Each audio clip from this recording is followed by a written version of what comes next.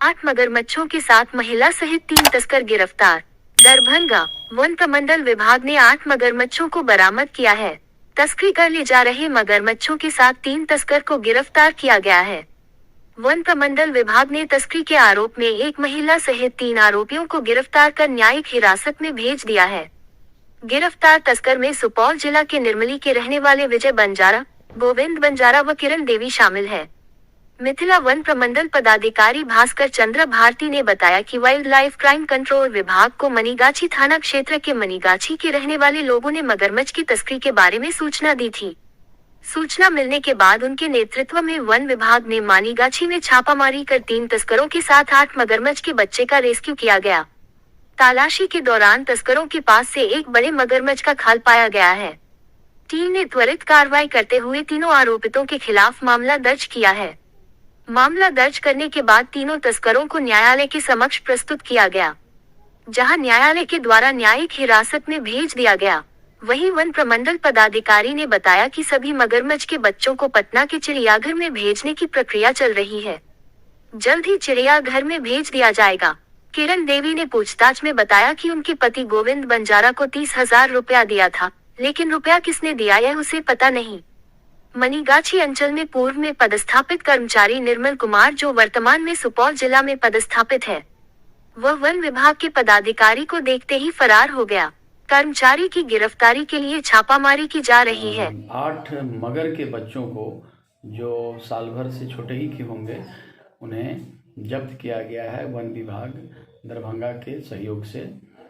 और ये वहाँ पे कोई कर्मचारी नाम का आदमी है जो लाता है और हमेशा ये तस्करी करता है। और वहाँ पर से जो 3 तस्कर गिरफ्तार हुए हैं वो हैं गोविंद बंजारा, उनकी पत्नी किरण देवी और उनके दोनों का बेटा विजय बंजारा।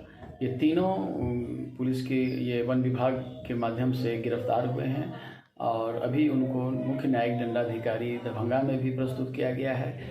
और इसके बाद इसको जेल में भेजा जाएगा, ऐसा प्रावधान है।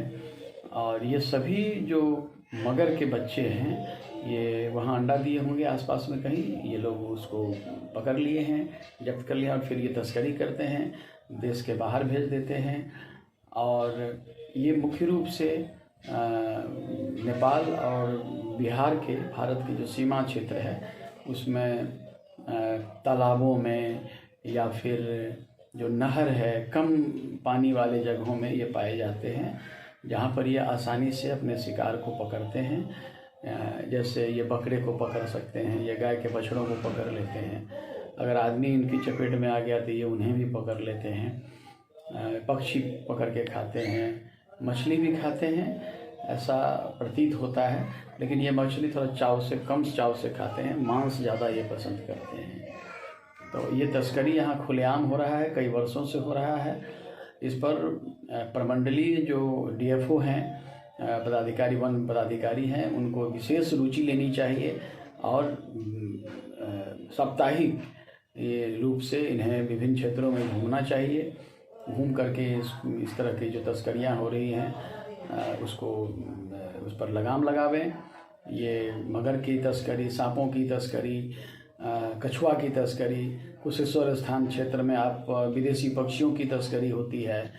और आप खुलेआम देखेंगे जो दरभंगा के शहर में भी या फिर दरभंगा के विभिन्न जिला के विभिन्न क्षेत्रों में आप देखेंगे कंधे पर वो बांध करके ले जाते हैं, पिंजरा बना करके, तोता, सुगा जिसे कहते हैं इस क्षेत्र में, उन सब की तस्करी खुलेआम हो रही है। अन्य पशु पक्षियों की भी तस्करी खुलेआम हो रही है।